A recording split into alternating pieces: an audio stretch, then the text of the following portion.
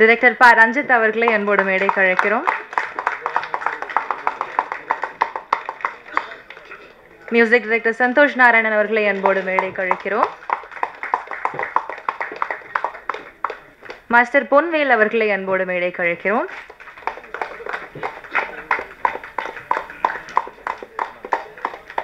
Master ராகுல் அவர்களை அன்போடு மேடைக்கு அழைக்கிறோம்.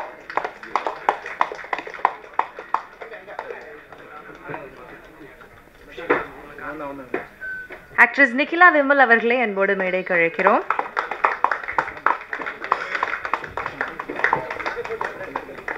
ஆக்டர் கலையரசன் அவர்களை அன்போடு மேடைக்கு அழைக்கிறோம்.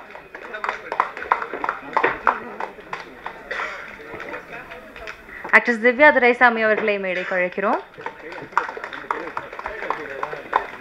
காஸ்டியூம் டிசைனர் ஸ்வர்ணா அவர்களை அன்போடு மேடைக்கு அழைக்கிறோம்.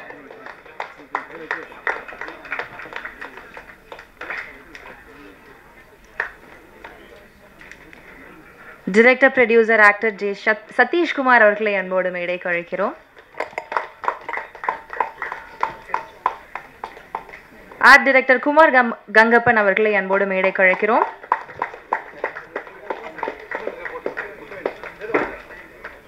ஃபர்ஸ்ட் சிங்கிள் உடைய லான்ச் அப்படின்றப்போ hero of the show Santhosh Narayanan அவர்கள் he has is magical power. என்னமோ ஒன்று பண்ணிடுவார், குரலாலும் இசையாலும் நம்மளை கட்டி போட்டுருவார். Thank you so much sir. பல டிஃப்ரெண்ட்டான விஷயங்கள் எங்களுக்கு இங்கே கொடுத்துட்டே இருக்கிறதுக்காக ஒரு சில வரிகள் உங்ககிட்ட இருந்து ப்ளீஸ் வாங்க.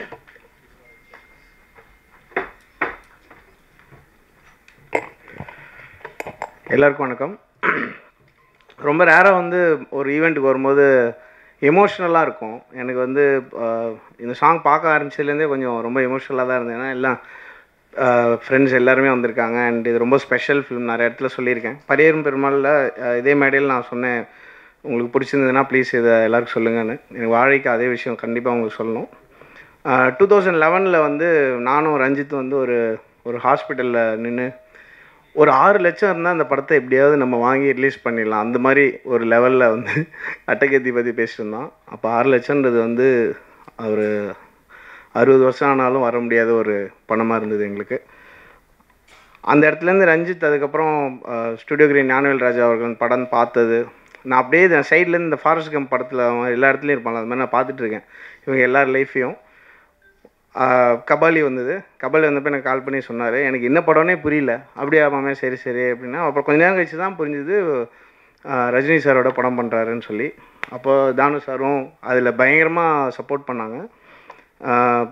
அந்த படம் பண்ணும்போது என்கிட்ட வந்து சொன்னார் ரஞ்சித், மாமே உன்னோட டீமெல்லாம் விட்டுறாத, புதுசாக நீ பாட்டு ஆள் கூட்டு வந்துடாத, நீ வந்து நீ எப்பயுமே ஒர்க் பண்ணுறவங்களோட ஒர்க் பண்ணு அப்படின்னு சொல்லி சொன்னால் ரொம்ப நான் யூஸ்வலாக அப்படி இருக்கணும்னு தான் ஆசைப்பட்டேன். எனக்கு சொல்லும்போது ரொம்ப எமோஷ்னலாக இருந்தது. அன்றைக்கி நம்ம கட்டி பிடிச்சி தேங்க்யூ ரஞ்சித், எனக்கே எப்படி கேட்குறதுன்னு தெரியல அப்படின்னு சொன்னேன்.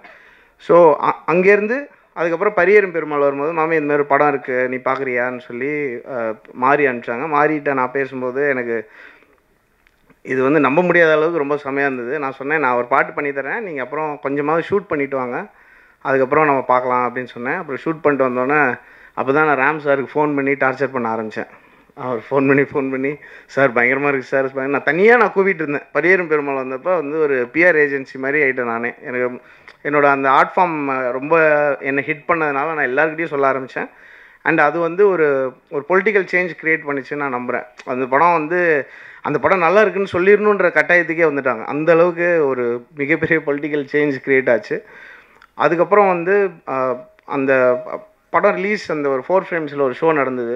ராம் சார் தெரியும், நாங்கள் வந்து மேலே அந்த ப்ரொஜெக்டர் ஏரியாவில் நின்று நாங்கள் 2 பேரும் பர்ன் அழுகிறோம். அந்த படத்துக்கு நல்ல ரெஸ்பான்ஸ் வந்துருச்சு அப்படின்னு சொல்லி அங்கே எல்லாம் ஆடியன்ஸ் எல்லாம் பயங்கரமாக ரியாக்ட் பண்ணுறாங்க. அந்த ஷோலன்னொன்னே பயங்கரமாக ஃபீல் பண்ணி அழுது. அப்புறம் அங்கே கீழே வந்து ரஞ்சித் வேறு யாராலுமே இதை ப்ரொடியூஸே பண்ணியிருக்க முடியாது அப்படின்னு சொல்லி, இது வந்துருமாமே தேட்டரில் எல்லாம் கேட்டார் என்கிட்ட. கண்டிப்பாக வரும், பயங்கரமாக போகும் அப்படிலாம் சொல்லிட்டு இருந்தோம். அதுக்கப்புறம் இன்றைக்கி திவ்யா ஸ்டேஜ் ஏறும்போது I think I really got very emotional. அது என்னவோ தெரியல, அவங்க வந்து மாறி அங்கேருந்து அந்த படம் ப்ரொடியூஸ் பண்ணி ரஞ்சித் அவருக்கு ப்ரொடியூஸ் பண்ணி அதுக்கப்புறம் மாறி நல்லா அவர் சூப்பராக அவருக்கு பிடிச்ச படங்களை சூப்பராக க்ரியேட் பண்ணி எல்லாத்தையும் அவரே ஃபேஸ் பண்ணி அவர் சொன்ன மாதிரி தான் ஏகப்பட்ட மலை, நான் ஒரு 20 மலை இப்போ ஏறுறது பார்த்துருக்கேன். அவர் அதெல்லாம் ப்ரொடியூஸ் பண்ணி அதுக்கப்புறம் அதெல்லாம் டீல் பண்ணி அப்புறம் இப்போ ஒரு ப்ரொடியூசராக வந்து அவங்க ஃபேமிலியாகவே எல்லோரும் வந்து இங்கே அது பண்ணுறதுன்றது it's an amazing achievement. Ranjith Mari Ram sir, Thanu sir எல்லாரும் so thankful to you all. And ரொம்ப நான் விஷ் பண்ணணும்னு நினைக்கிறேன் மனசார. அண்டு இதனால் வந்து என்ன ஆகுதுன்னா, எங்கள் எல்லாருக்குமே வந்து வெரி பிக் ரெஸ்பான்சிபிலிட்டி. நம்ம சொல்கிற விஷயங்களை வந்து நிறைய பேருக்கு ரீச் பண்ணக்கூடிய ஒரு மிகப்பெரிய பவர் இருக்குது. ரொம்ப நாள் முன்னாடி, கொஞ்ச நாள் முன்னாடி கூட அது சுத்தமாக இல்லாமல் இருந்தது. ஸோ அது எல்லாருமே வந்து அதை ரெஸ்பான்சிபிளாக நாங்கள் யூஸ் பண்ணி I think we can take art form forward. உங்களுக்கு ரொம்ப பிடிச்ச படைப்புகள் வந்து கொடுக்கலாம் அப்படின்னு நான் நம்புகிறேன். வாழை வந்து நான் பரியேறும் பெருமாளுக்கு சொன்னது தான் சொல்லணும்னு ஆசைப்பட்றேன். I was blown away by the film. எனக்கு வந்து தமிழில் டாப் 5 மூவிஸ் ஆஃப் ஆல் டைமில் வாழை டெஃபினெட்லாக எனக்கு பர்சனலி எனக்கு இருக்கும். அது உங்களுக்கும் அப்படி ஃபீல் ஆச்சுன்னா தயவு செஞ்சு நிறைய பேருக்கு பேசுங்க. இது வந்து திருப்பியும் ஃபஸ்ட் படம் தான். எங்களை மாதிரி ஃபில்ம் மேக்கர்ஸ், டெக்னீஷியன்ஸ்க்கு வந்து எல்லா படமும் ஃபஸ்ட் படம் தான். எந்த படத்தில் வேணால் டோட்டலாக அவுட் ஆகலாம். ஸோ நீங்கள் தயவு செஞ்சு உங்களுக்கு பிடிச்சிருந்ததுன்னா பயங்கரமாக ஸ்ப்ரெட் பண்ணுங்கள், உங்களுக்கு எந்த அளவுக்கு பிடிச்சிருந்தது. அண்ட் ரொம்ப தேங்க்ஸ். 50 படம் வந்து ரிலீஸ் ஆகிருக்கு. I am so happy that this is the first stage. எனக்கு இந்த 50 ஃபிலிம்ஸ்க்கு அப்புறம் கிடச்சிருக்கிற first stage. I am so grateful உங்கள் முன்னாடி இது நடக்குது. And thank you all for the support. நான்லாம் முதல்லாம் எங்கேயுமே வரமாட்டேன். அப்போ வந்து ஆடியோ லஞ்சுக்கு பேண்ட்டாவது போட்டு வாங்கன்னு சொல்கிற லெவலில் இருந்தது. ஸோ இப்போ 5 நிமிஷம் பேசுகிற அளவுக்கு டெவலப் பண்ணி விட்டதுக்கும் சப்போர்ட் பண்ணதுக்கு ரொம்ப ரொம்ப நன்றி. Thank you. Thank you so much sir.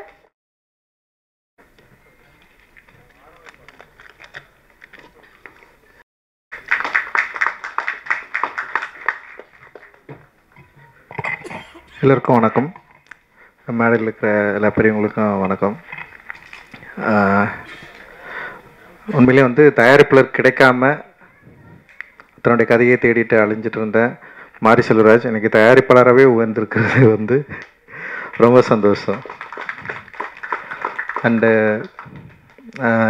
எந்த கதையெல்லாம் தயாரிக்க முடியாது, தயாரிப்பு இல்லை தயாரிப்பாளர் கிடைக்க மாட்டாங்கன்னு சொல்லிட்டு பயந்திருந்த சூழலில் பரியேறும் பெருமாள் அப்படின்ற ஒரு கதையோட அடர்த்தியோட தன்னுடைய படைப்பை இந்த சமூகத்துக்கு கொடுத்து அந்த வெற்றிலிருந்து தொடங்கிய இன்றைக்கி வந்து வாழைன்னு சொல்லிட்டு தன்னுடைய என்ன சொல்ல தனக்கு விருப்பமான ஒரு சினிமாவை எந்த காம்ப்ரமைஸும் இல்லாமல் எடுத்திருப்பான் அப்படின்னு நான் நம்புகிறேன். தனக்கு விருப்பமான ஒரு சினிமாவை எடுப்பதற்கு உந்துதலாக இருந்த விஜய் டிவிக்கு வந்து ஹாட் ஸ்டாருக்கு வந்து என்னுடைய மிகப்பெரிய நன்றியை நான் தெரிவிச்சுக்கிறேன். அண்ட் ரொம்ப முக்கியமான விஷயமா நான் பார்க்குறேன், இந்த மாதிரியான படைப்புகளுக்கு தயாரிப்பாளர் கிடைக்கிறது ரொம்ப கஷ்டம். படம் எடுத்துட்டால் படம் வாங்குறதும் ரொம்ப கஷ்டம். இன்றைக்கி வாங்குறதுக்கு பெருசாக யாருமே இல்லை. ஏன்னா ஓடிடி பிளாட்ஃபார்ம்ஸ் வந்து ஓப்பன் ஆனோடனே சின்ன படங்களுக்கு நிறைய மரியாதை இருந்தது. சின்ன படங்களை வந்து ரொம்ப கவனித்தாங்க, சின்ன படங்களை வாங்க விரும்பினாங்க. கண்டென்ட் ஓரியன்ட் மூவியை வந்து வாங்குறதுல ஒரு போட்டி இருந்தது. இன்றைக்கி அப்படிலாம் இல்லை. கண்டென்ட்னாவே தூக்கி வைக்கிற இடத்துக்கு வந்து போயிட்டாங்க. எல்லா பெரிய நிறுவனங்களுமே அப்படி ஒரு சூழலுக்கு வந்துட்டாங்க. சின்ன படங்களை விற்கிறது வந்து ஒரு பெரிய சவால் இருக்குது. தயாரிப்பாளர்களுக்கு வந்து ரொம்ப மோசமான ஒரு காலகட்டமாக இது நிகழ்ந்துட்டுருக்கு. ஸோ இது எப்படி மாறும்னு தெரில. ஆனால் அந்த வகையில் வந்து மாரி செல்வராஜ் தப்பிச்சிட்டான்னு நினைக்கிறேன். இந்த படத்தை வந்து ஹாட் ஸ்டாரே தயாரித்ததுனால அந்த டிஜிட்டல் விற்கிறதுல அவனுக்கு எந்த பிரச்சனையும் இல்லாமல் போயிடுச்சு. ஸோ டிவி ரைட்ஸும் வந்து ஈஸியாக விற்றுருவான் அப்படின்னு நான் நினைக்கிறேன். ஸோ தயாரிப்பெல்லாம் இருக்கிறதுல எனக்கு இருக்கிற பிரச்சனையை நான் இங்கே ஷேர் பண்ணிக்கிறேன். அண்ட் வந்து கண்டென்ட் ஓரியன்டாக இந்த மாதிரி ஒரு படத்தை எடுக்கிறப்போ வந்து என்னென்னா ரொம்ப முன்முடிவோட இது எங்களோட சேட்டலைட்டுக்கு இது வந்து ஒத்து வராது, எங்கள் சேனலுக்கு வந்து இதெல்லாம் பார்க்க மாட்டாங்க அப்படின்னு சொல்லிட்டு ரொம்ப முன்முடிவாக இன்றைக்கி வந்து பெரிய நிறுவனங்கள் வந்து ரொம்ப ஸ்டப்பனாக தயாரிப்பாளர்களுக்கு சப்போர்ட்டே பண்ணாமல் பெரிய பிரேக் போட்டுட்டு இருக்காங்க. அண்ட் வந்து இது எப்படி சரியாகும்னு எனக்கு தெரில. நிறைய தயாரிப்பாளர்கள் அற்புதமான சினிமாவை வச்சுக்கிட்டு நல்ல திரைப்படங்களை எடுத்துகிட்டு வந்து ரீச் பண்ண முடியாத ஒரு சிக்கல் வந்து இன்றைக்கி வந்து இருந்துகிட்ருக்கு. ஸோ இந்த சூழல் மாறும் அப்படின்னு நான் நினைக்கிறேன். இந்த சூழல் மாறி இன்னும் ஆரோக்கியமான சினிமாக்களை திரையரங்கு மட்டும் இல்லாமல் டிவி அண்ட் வந்து டிஜிட்டல் பிளாட்ஃபார்ம்ஸ்க்கு வந்து ஈஸியாக இன்னும் ஆரம்பத்தில் அப்படி இருந்தது.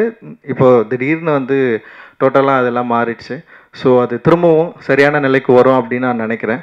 ஸோ அது வந்து ஹாட் ஸ்டார் நிறுவனர்களோட முன்னாடியே சொல்கிறதுல ரொம்ப சந்தோஷம். அண்ட் இது இட் இஸ் நாட் லைக் இது வந்து ஒரு விமர்சனம் கிடையாது, ஒரு டிஸ்கஷன் தான். இன்றைக்கி என்ன நடந்துட்டுருக்கு அப்படின்றத வந்து நம்ம ஓப்பனாக பேச வேண்டியது இருக்குது. அண்ட் வந்து இந்த திரைப்படம் பொறுத்த வரைக்கும் வாழை சந்தோஷ் நாராயணுடைய மியூசிக்கில் ரொம்ப பயங்கரமாக வந்திருக்கு. அண்ட் தி வந்து செம சூப்பராக பாடியிருக்காங்க. அண்டு சந்தோஷ் ரொம்ப நாள் கழிச்சு நான் மீட் பண்ணுறேன். சூப்பர் மாமே, ரொம்ப சந்தோஷம் உன்னை பார்க்குறதில்ல. அண்ட் வந்து வாழை வந்து நிச்சயமாக சந்தோஷ்க்கும் மாரி செல்வராஜுக்கும் இன்னும் நெருக்கமான ஒரு படைப்பாக இருக்கும் அப்படின்னு நான் வந்து நம்புகிறேன். ரொம்ப க்ளோஸான ஒரு படைப்பாக இருக்கும் அப்படின்னு நான் நம்புகிறேன். இது வந்து மக்களுக்கு ரொம்ப பிடிக்கும் அப்படின்னும் எனக்கு வந்து தோணுது.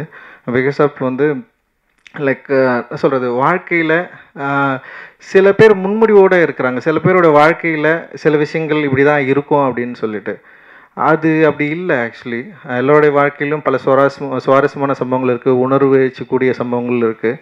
அதை வந்து படைப்பாக்குறப்போ கதையாக்குறப்போ அது வந்து ஆடியன்ஸ் வந்து அதை கனெக்ட் பண்ணிக்கிறப்போ ஒரு பேரனுபவம் நிகழ்கிறதுக்கான வாய்ப்பை திரையரங்குகள் தான் நமக்கு எப்போவுமே உருவாக்கி கொடுத்துருக்கு. ஏன்னா லிமிடேஷன்ஸ் வந்து சமூகத்தில் இருக்குது, லிமிடேஷன் வந்து பெரிய நிறுவனங்கள் கிட்ட இருக்குது. ஆனால் திரையரங்குகள் போகிற வரைக்கும் டிஸ்ட்ரிபியூட்டர்ஸ் கிட்டமே அந்த லிமிடேஷன்ஸ் இருக்குது. ஆனால் ஆடியன்ஸ் கிட்ட அந்த லிமிடேஷன் இல்லைன்னு நான் நினைக்கிறேன். ஆடியன்ஸ் வந்து டெஃபினட்டாக அவங்க வந்து எங்களோட படைப்புகளை அக்செப்ட் பண்ணலன்னா இவ்வளோ தூரம் நாங்கள் யாருமே வந்திருக்க முடியாது. அவங்க சரியான படைப்புகளை பயங்கரமாக அங்கீகாரம் கொடுத்துருக்குறாங்க. அதனால தான் வந்து ஒரு சின்ன படம் எடுத்தாலும் கூட கூழாங்கல் இயக்குனர் வந்து இந்த மேடையில் உட்காந்துருக்காரு. அண்ட் வந்து அவருக்கு வந்து பெரிய அங்கீகாரம் வந்து உலக அளவில் கிடைச்சாலுமே அவருக்கு சரியான மரியாதை தமிழ் சமூகத்தில் வந்து கொடுக்கப்பட்டிருக்கு. இங்கே திரை உலகத்தில் அவருக்கு வந்து கொடுக்கப்பட்டிருக்கு அப்படின்றது வந்து ரொம்ப முக்கியமானதாக நான் வந்து பார்க்குறேன். அண்டு மாரி செல்வராஜோடைய வளர்ச்சியில் ராம் சார் வந்து ரொம்ப ரொம்ப முக்கியமானவராக அவன் அடிக்கடி அவன் சொல்லியிருக்கான், நானும் பார்த்துருக்கிறேன். அண்ட் அவருடைய அக்கறை, அவனை உருவாக்கிய விதம், அவனை உருவாக்குவதற்கு அவர் கொடுத்த புத்தகங்கள் அப்படின்றது வந்து ரொம்ப முக்கியமானதாக நான் பார்க்குறேன். ஸோ ஒரு புத்தகம் அப்புறம் சரியான ஆசிரியர் இருந்தால் ஒரு நல்ல மாணவன் உருவாவதற்கு மாரி செல்வராஜ் வந்து ஒரு நல்ல உதாரணம். ஸோ அவர் வந்து தொடர்ந்து நிறைய திரைப்படங்களை இந்த சமூகத்துக்கு பலனளிக்கக்கூடிய திரைப்படங்களை எடுக்கணும் அப்படின்றது வந்து என்னுடைய விருப்பம். அண்ட் நானும் மாரி செல்வம் கூட சேர்ந்து இப்போ பைசன் சொல்லிட்டு ஒரு படம் பண்ணிருக்கோம். அதுவும் ரொம்ப இன்ட்ரெஸ்டிங்காக வந்துட்டுருக்கு. அண்ட் அதுவுமே வந்து ரொம்ப முக்கியமான திரைப்படமாக மாறத்துக்கான எல்லா வாய்ப்புகளும் இருக்குது. அண்டு எல்லாருக்கும் வாழ்த்துக்கள். மேடையில் இருக்கிற எல்லாருக்கும் என்னுடைய நன்றிகள், மகிழ்ச்சி. நன்றி. Jai Bhim. Thank you so much sir.